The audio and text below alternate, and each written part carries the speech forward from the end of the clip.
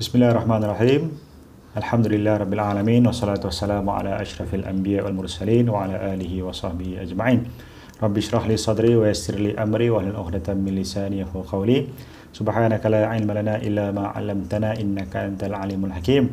Alhamdulillah, bersyukur kita kepada Allah Subhanahu wa taala kerana diberikan kesempatan sekali lagi untuk kita bersama-sama pada malam ni, untuk kita sama-sama memberikan perkongsian ataupun orang kata bermuhasabah lah kan, bermuhasabah kan, di malam-malam Ramadan ni kan. Hari ni pun dah hari keempat dah Ramadan kan, Jumaat, Sabtu, Ahad, Isnin malam Selasa, dah hari keempat kita berpuasa, malam kelima, besok dah masuk hari kelima Ramadan kan. So mudah-mudahan dah sepanjang 4 hari ni kan, kita berada dalam keadaan yang baik dan sentiasa berusaha untuk memfokuskan keadaan hati kita untuk mendekati Allah Subhanahu wa taala. Dan dalam arti kata lain juga kita mendekati perintah-perintah Allah, menjauhi larangan-larangan Allah, dan mendekati amalan-amalan yang Allah suruh, kan, yang Allah cinta. Dan dalam sebuah hadis qudsi Allah sebut, tidaklah seorang hamba itu melakukan satu amal yang lebih aku cintai daripada amal-amal yang telah aku wajibkan ke atasnya.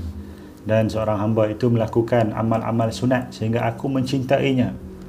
Bila aku mencintainya, maka jadilah aku, Allah sebut tu kan, anggota-anggota tu kan, matanya dengan matanya ia melihat kan, menjadi telinganya dengan telinga ia mendengar kan, menjadi tangannya dengan tangannya ia berbuat kan, dan sehingga ke akhir hadis itulah sebutnya bahawasanya Allah sangat suka kita melakukan amalan yang paling cintai pada amalan yang Allah perintahkan, yang Allah wajibkan tu kita buat, yang tu Allah suka sangat. Kemudian Allah sebut tambah pula dengan amalan-amalan sunat sehingga Allah mencintai kita. Dan bila Allah mencintai kita, Allah sentiasa menjaga segala panca indera kita, sehingga apa juga yang kita buat sentiasa ada kesedaran bahawasanya Allah sedang melihat kita, Allah sedang memerhatikan kita, Allah sedang menilai kita. Jadi dengan kecintaan Allah itu timbullah rasa dalam hati kita untuk sentiasa berbuat kebaikan dengan segala panca indera yang ada tadi, berbanding dengan bila kita jauh daripada Allah kan, mendapatkan kemurkaan daripada Allah Subhanahu wa taala kan, na'udzubillah kan. So kita banyak cenderung untuk buat benda-benda yang buruk, benda-benda yang jahat kan. Jadi bagaimana kita nak memperbaiki amalan dalam kehidupan kita? Kita perbaikilah amalan yang Allah perintahkan, yang Allah wajibkan tu buat sungguh-sungguh. Yang Allah sunatkan tu kita tambah dan kita buat juga dengan bersungguh-sungguh. InsyaAllah, mudah-mudahan Allah bagi kepada kita kebaikan. Hari ini cuma nak share sikit apa yang ditulis oleh Ibnu Athaillah. Kalau kita selalu dengar nama Ibnu Athaillah As-Sakandari ni, penulis kepada kitab Al-Hikam. Tak tahu nampak terbalik kan, nampak betul ni kan, kitab Al-Hikam. Ibnu Athaillah ni menulis beberapa ungkapan dan ungkapan-ungkapan yang memberikan satu kesedaran kepada kita kan. Salah seorang daripada, kalau disebut dalam penulis ini, tentang penulis ini, salah seorang murid daripada Abu Al-Hasan Asy-Syadzili, pendiri kepada tarikat Asy-Syadzili kan. Dan disebut sini beliau hidup pada zaman yang bersama-sama dengan Syekh Islam Ibn Taymiyah, dan banyak juga melakukan dialog yang berkualiti tinggi dengan Syekh Ibn Taymiyah. Jadi hari ini kita cuba nak tengok beberapa, ataupun bukan beberapa lah, satu. Di sini ada satu kitab Al-Hikam ni, dia bagi ungkapan dia, dalam masa yang sama juga dia bagi penjelasan. Jadi saya cuma bacakan lah, kemudian kita bincang lah apa yang boleh ya. Yang pertama sekali, bersandar diri hanya kepada Allah. Apa yang disebut oleh Ibnu Athaillah Sakandari? Min alamatil i'timadi 'alal 'amal nukhsanur raja' 'inda wujudiz zalal. Saya ulang, min alamatil i'timadi 'alal 'amal nukhsanur raja' 'inda wujudiz zalal. Salah satu tanda bergantungnya kepada seseorang kepada amalnya adalah kurangnya raja', yakni harapan kepada terhadap rahmat Allah tatkala ia mengalami kegagalan ataupun dosa. Ini satu ungkapan yang ringkas, pendek, tetapi sangat-sangat terkesan kepada diri kita. Apa yang disebut oleh Ibnu Athaillah daripada tanda-tanda, alamat al-i'timadi 'alal amal, bergantung seseorang kepada amal dia adalah nuqsanur raja, berkurangnya pengharapan. Kurangnya pengharapan terhadap rahmat Allah. Inda wujudiz zalal, ketika ia mengalami kegagalan. Kita tengok sikit penjelasannya. Bagi meraih keredaan Allah Subhanahu Wa Taala, seorang Muslim diwajibkan untuk beramal. Tapi dalam waktu yang sama diwajibkan pula pada kita untuk tidak menyandarkan diri kepada amalnya itu semata-mata. Semua ini dimaksudkan agar dapat sampai kepada keredaannya. Kerana betapapun seorang Muslim itu telah melaksanakan satu amalan, ia tidak akan pernah mampu untuk menunaikan apa yang menjadi hak Allah. Ini yang saya sebut tadi, kan. Walaupun kita buat amal tu, yang Allah sebut tadi, Allah cinta kita buat amal yang wajib dan buat amal sunat sampai cinta Allah tu datang kepada kita. Tapi kita bukan bergantung kepada amal-amal itu, sebaliknya kita hanya bergantung kepada Allah.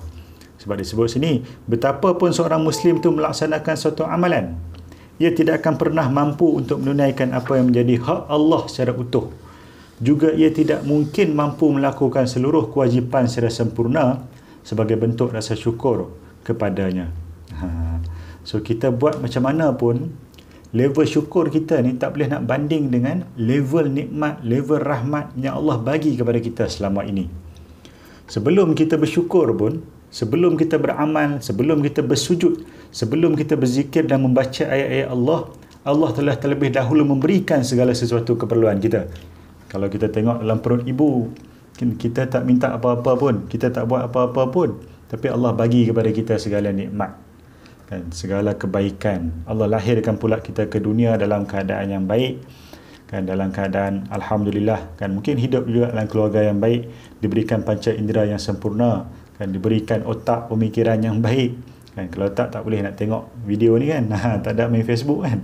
Maksudnya Allah bagi kepada kita banyak benda, banyak sangat perkara yang Allah bagi kepada kita. Walaupun kita kurangnya rasa syukur, kurangnya buat amal, Allah tetap bagi nikmat kepada kita. Jadi walaupun seorang manusia tu daripada awal lahirnya sampai meninggal dunia, dia hanya sujud saja, kan, tak buat apa-apa, tak cukup juga untuk membalas segala nikmat, segala rahmat daripada Allah Subhanahu Wa Taala. Itu besarnya rahmat Allah. Oleh kerana itu, Syekh Ibn Atha'illah rahimahullah berkata bahawa salah satu tanda dari seseorang yang menyandarkan diri pada kekuatan amal usahanya semata-mata adalah berkurangnya rojak, yakni harapan terhadap rahmat dan kurniaan Allah Ta'ala ketika dia melakukan kesalahan atau dosa, atau tidak tercapainya suatu tujuan.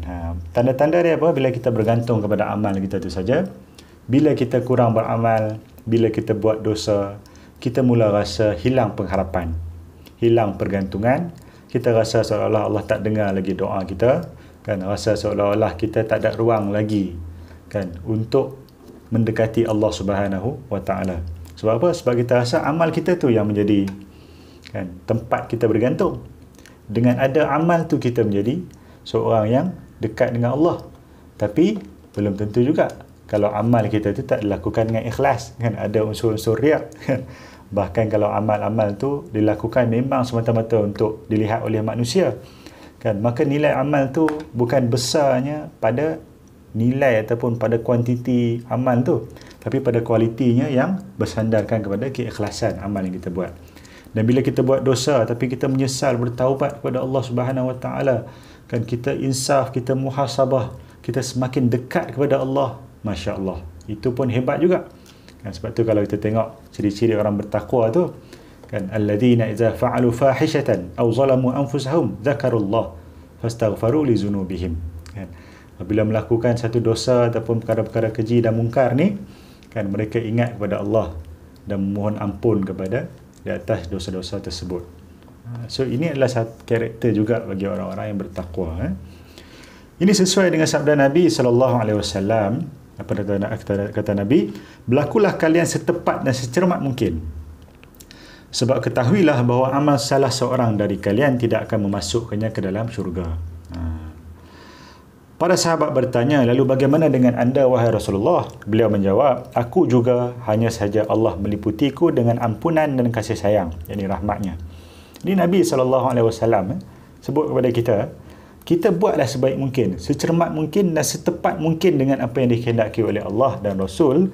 Tetapi kita kena tahu, kita kena bear in mind bahawasanya Bukan amal tu yang memasukkan kita ke dalam syurga, tapi kasih sayang dan anugerah daripada Allah tu yang masukkan kita ke dalam syurga. Sebab itulah dalam satu kisah seorang abid yang nak masuk amal dengan nak masuk syurga dengan amal dia, Allah ambil seluruh amalnya di dunia, letak kat sebelah timbangan, letak satu mata dia saja yang Allah bagi nikmat tu, satu timbangan yang lain, berat lagi mata yang Allah bagi nikmat tu banding dengan seluruh amal dia di dunia ni.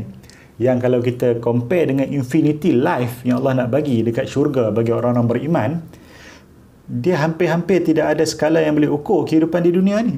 Sebab apa? Sebab kehidupan di akhirat tu, kalau Allah anugerahkan kepada kita syurga yang begitu luas, begitu indah, yang tak pernah terpandang, tak pernah terbayang, tak pernah terdengar oleh siapa pun, kan, maka tak ada nilai pun dunia ni, kan.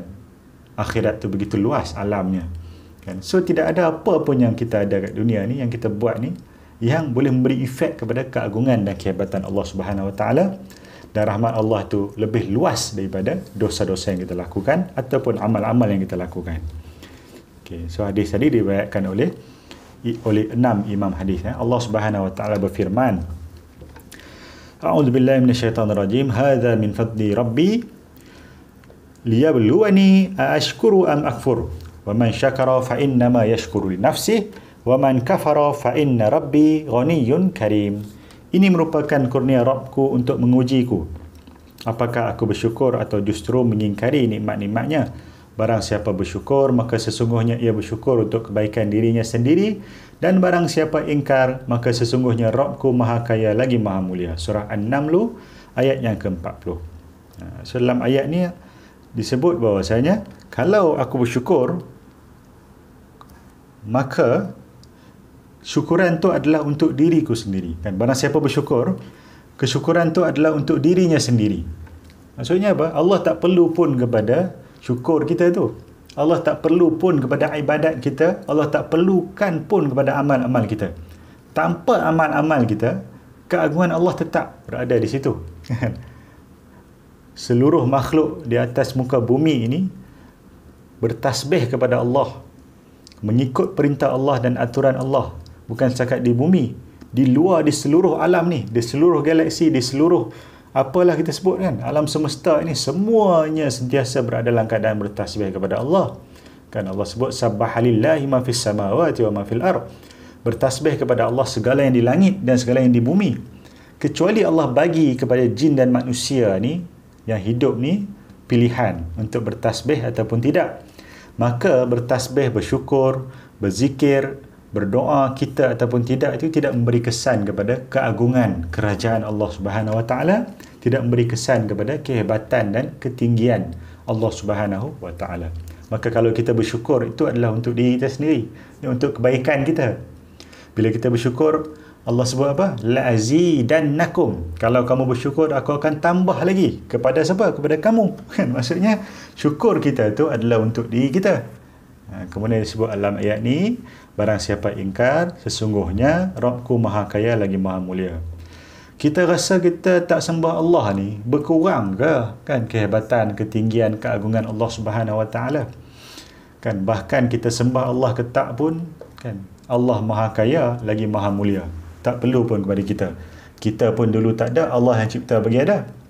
Kemudian kita lupa pula kepada Allah, maka tidak ada satu habuk pun kesan kepada Allah Subhanahu Wa Taala. Tapi yang kita risau tu adalah bagaimana keadaan kita di akhirat nanti untuk berhadapan dengan Allah, dalam keadaan kita lupa kepada Allah, dalam keadaan kita meninggalkan segala perintah-perintah Allah, dalam keadaan kita melakukan segala larangan-larangan Allah. Sebab itulah dalam kehidupan ni kita kena betul-betul clearkan setiap amal kita tu, setiap perbuatan kita tu.